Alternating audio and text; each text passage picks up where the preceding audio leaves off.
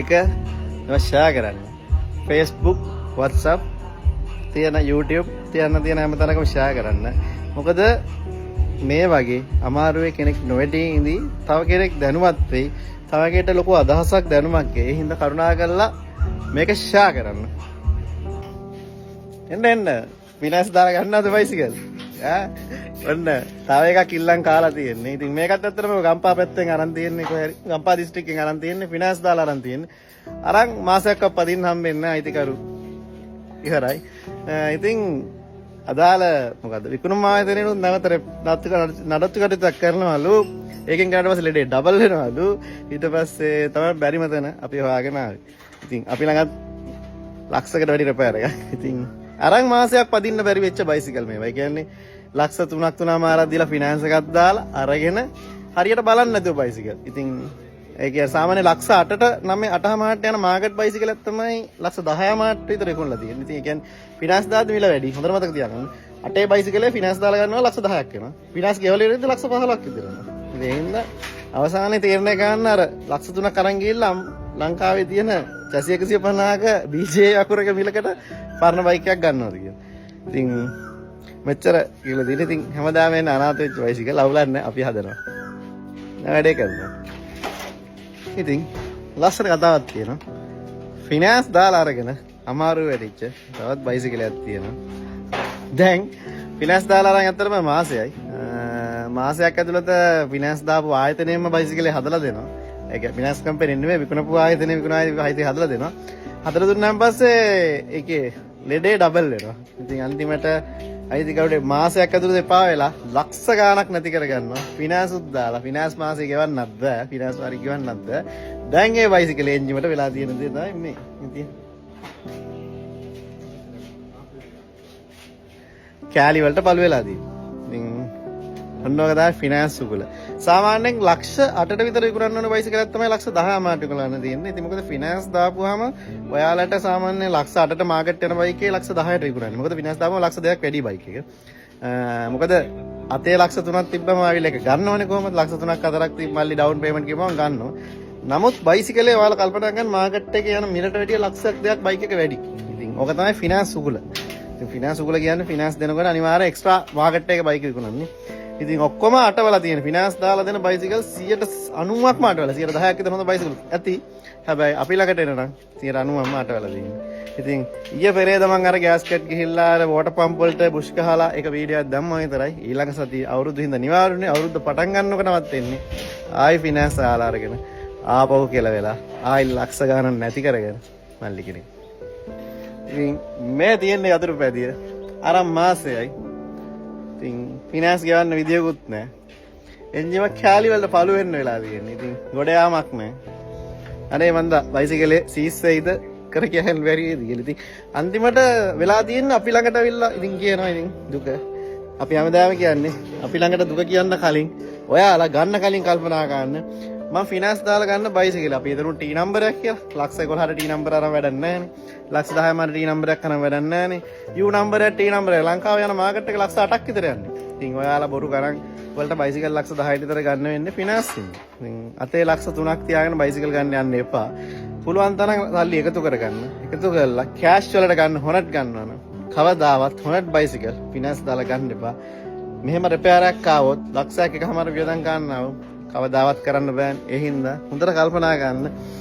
මෙච්චර කියලා තමාරු වැටෙන අපිට කරන්න දෙයක් නැහැ. කෑෂ් වලට ගන්න ඕන බයික් එක. කෑෂ් වලට ගත්ත බයික් වල මිලත් අඩුයි. හින්දා පුළුවන් තරම් ගන්න. ඉතින් ගොඩාක්ම ෆිනෑන්ස් දාලා දෙනවා. අටවා විකිණීමේ පරමාර්ථ මත විකුණන්න තියෙන බයික් තමයි ෆිනෑන්ස් දාලා ගොඩක් යන්නේ. ඒ හින්දා හොඳ කල්පනාවෙන්. ඉතින් මේ සත්‍ය සිතුවීම මේ මෙතන වෙලා තියෙන්නේ. බයිසිකල් අතන දුක් විඳිනවා. අර අයිතිකරුව පෙන්වන්න බෑ. අයිතිකරුව මෙතන දුක් විඳිනවා. ඉතින් ඇත්තම කතාව ඒකයි. අන්තිම ලක්ෂ ගාණක් වතුරේ. අපරාධි. ඉතින් බයික් ගන්න හොඳට කල්පනාවෙන් ගන්න. ඉතින් ගිනින් ගන්න.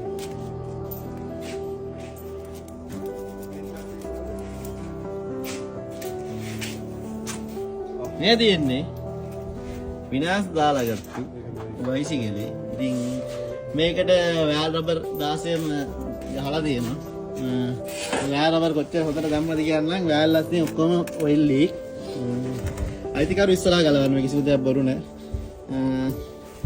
ඉතින් පස්සේ ස්ලියුත් ගහලා තියෙනවා මේ තියෙන. එන්ජින් එක ඔක්කොම ස්ලියු ටිකක් ගහලා තියෙනවා. ඒ කියන්නේ මේ අයිතිකරු අරගෙන සතියකට පස්සේ දුම දාන්න යද්දි තමයි නැවත මේ රිපෙයාර් එක කරලා තියෙන්නේ. ඒ කියන්නේ ඒ ආයතන වලින්ම රිපෙයාර් එක කරලා දීලා. හැබැයි ඉතින් රිපෙයාර් එක කරාම තිබ්බ ලෙඩේ දෙක වෙලා. අඩුපතරමින් ස්ලිව් ගැව්වාම රින් සෙට් එකක් දැමීම හොඳ දෙයක්. ඉතින් පරණ රින් සෙට් දැමීම සුදුසු නෑ. මොකද ලංකාවේ මේ මොඩල් එකට ගන්න නැත්තම් අවුලක් නෑ. මේ ගන්න දෙද්දි මේක රින් සෙට් එකක් නොදා හයි කරලා තියෙනවා. ඉතින් පරණ ගෙවිච්ච ඔයිල් රින්ග්ස්ම දාලා තමයි හයි කරලා තියෙන්නේ. ඉතින් අඩුපතරමින් පිස්තන් එක සුද්ධ කළාවත් නෑ. පිස්තන් එක සුද්ධවත් කරන්න නැතුව පට්ට පරණ තිබ්බ රින්ග්ස්ම දාලා හයි කරලා තියෙන්නේ. ඉතින් මේ රින් සෙට් එකක් දාන්න පුළුවන් නේ මේක. ඉතින් ප්‍රශ්නයක් නැතුව ලාභ මේවට කියන්නේ ලාභ වෙනවා කියලා. Belum. Tapi දාන්න කලින් කොහම අරන් යනවා බයික් එක. ඉතින් ඔක තමයි කියන්නේ. ෆිනෑන්ස් දාලා ගත්තාම ඉල්ලන් කරනවා කියලා. ඉතින් අනාතයි බයිසිකල්. විකුණන වෙලාවට බයිසිකල් හොඳට හොයලා ගන්න. දන්න කෙනෙක් එක්ක ඉල්ලලා. නැත්තම් පුළුවන් නම් බයිසිකල් මෙහෙට අරන් එන්න අපි 100ක් චෙක් කරලා දෙන්න. මොකද අපිට ඇවිල්ලා චෙක් කරන්න බෑ මිනිස්සු කැමති නෑනේ. අපිට පුළුවන් ඔයාලට බයික් එක ගන්න කලින් අරන් එන්න පුළුවන්. එහෙම අරන් එන්න දෙන්න නැත්නම් අනිවාර්යෙන් මොන හරි බයික් එකේ ප්‍රශ්නයක් ඇති. මොකද බය නැත්තම් බයික් එකට මෙහෙට ගියා චෙක් කරන්න ගේන්න දෙන්න පුළුවන් ඕන කෙනෙක්. ඉතින් ගේන්න දෙන්න නැතුව ඇත්තේ මොන හරි බයක් තියෙන ඉඳ බයික් එක රිපෙයාර් කරන. ඉතින් අන්තිමට වෙලා තියෙන මේක. ඉතින් මේ ස්ලිව් ගහලා රින් සෙට් එකක් දාන්න තු හයි කරලා. ඉතින් එතනත් ඔයිල් ලීක්, බෝර් එකනොත් ඔයිල් ලීක්. වෑර් රබර් ගහලා, වෑර් රබර් වෙන කොහෙවත් ගහලා තියෙන්නේ. ඒවා උඩ, ඒවා පල්ලෙහා හරියට වෑර් රබර් ටික සීට් කරගන්නවත් බැරි බාස් කෙනෙක් තමයි වෑර් රබර් ටික ගහලා තියෙන්නේ. ඉතින් කොහොම හරි අන්තිමට මේක අර නිකන් මේක වගේ මොකක්ද ඒක කියන්නේ මචං මේ අර වාෂ්ප දුම්රිය එන්ජිම තියෙන ලංකාවේ අන්න ඒ වගේ මේ ඇතිකරු ඉස්සරහා ඉන්නවා. එයාගේ අනන්‍යතාවය පෙන්වන්න හදන දින් තමයි ඒක පෙන්වන්නේ. ඉතින් වාෂ්ප දුම්රිය එන්ජිමක් වගේ. ඒ කියන්නේ පොඩි දුමක් ගිය බයිසිකලේ රිපෙයාර් එක කරාට පස්සේ වාෂ්ප දුම්රිය එන්ජිමක් වෙලා තියෙනවා. කියන්නේ පැත්ත බලා තින්න බෑ මදුරුව නාන්න මදුරුව වහලම දාන්න පුළුවන්. ඉතින් අන්තිම රිපෙයාර් එකයි උනේ. ඉතින් වැරද්ද මොකද්ද දන්නවද? එකක් තමයි ස්ලිව් ගහලා ඔක්කොම හදලා ඉවර වෙලා බෝර් එක හොනින් කරලා ඔක්කොම හදලා රින් සෙට් එක දාලා නැහැ. පරණ රින් සෙට් එකටම තියලා. ඉතින් ඒවා ඔයිල් රින් නම් ගන්නම දෙයක් නැහැ. ගැප් වැඩි සාමාන්‍යයෙන් 50ක 60ක ගැප් තියෙනවා රින්ග්ස් වල. ඉතින් කම්ප්‍රෙෂන් රින්ග්ස් වලක් තියෙනවා 25ක 30ක විතර ගැප් එකක්. ඉතින් ස්ලිව් ගහපු එක තේරුමක් නැහැ රින් සෙට් එක දාන්න නේද. පිස්ටන් එකට ස්ලිව් එක හරි රින් සෙට් එක සෙට් නැහැ. ඒක එකක්. අනිත් එක වෑර් රබර් ගහලා තියෙනවා. වෑර් රබර් තියෙන්නේ උඩ පල්ලෙහා. ඉතින් වෑර් රබර් සෙට් වෙලා නැහැ. සෙට් වෙලා නැති එක බාස් දැනගන්න ඕනේ. ඉතින් වෑර් රබර් සෙට් නැහැ කියන එක දානකොට. ඉතින් එහෙමම හයි කරලා. ඉතින් අවසානයේ උනේ පොඩි දුම ලොකු දුමක් වුණා. අනෝවයි වෙන්නේ මල්ලි. අන්තිමට කරන්න දෙයක් නැහැනේ. ෆිනෑන්ස් දාලා නැත්නම් දැන් බයිසිකල් ආයි විකුණන්නත් බෑ, දෙන්නත් බෑ, කරන්න දෙයක්වත් නැහැ. මේ රිපෙයාර් එකට අස්සල්ලි ගෙවලා, ෆිනෑන්ස් එකටත් ගෙවලා, විකුණන අයවත් පෝසත් කරලා, හැමදේම කරලා නා ඉල්ලන් කාව මල්ලිලා තමයි දේව තමයි හැමෝටම වෙන්නේ. හැමෝටම මේ දේවල් වෙන්න තියෙනවා ඉස්සරහට. ඉන්න පරිස්සමෙන් හොනට් ගද්දි අනිවාර්යෙන් පරිස්සම් වෙන්න. මේ වීඩියෝස් මන් දදා කියන්නේ. හොනට් ලංකාවේ කොහෙන් ගත්තත් ෆිනෑන්ස් දාලා ගන්නවා නම් පට්ට පරිස්සම් වෙන්න එච්චරයි. See you.